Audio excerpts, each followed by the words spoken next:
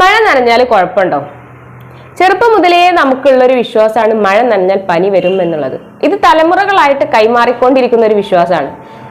നമ്മുടെ കുട്ടികൾക്കും ഈ ഒരു വിശ്വാസത്തെ പകർന്നു കൊടുക്കുന്നുണ്ട്. മഴ നനയരുത്, പനി വരും എന്നുള്ള രീതിയിൽ. ശരിക്കും ഇത് കറക്റ്റാണോ? ഇതൊരു വിശ്വാസം മാത്രമല്ല, പലപ്പോഴായിട്ട് നമ്മൾ മഴ നനഞ്ഞിട്ടുമുണ്ട്, നമുക്ക് പനി പിടിച്ചിട്ടുമുണ്ട്, ഇല്ലേ? എന്നാൽ നമ്മൾ വിശ്വസിക്കുന്ന ഒരൊറ്റ കാര്യം മാത്രമാണ് തെറ്റുള്ളത്.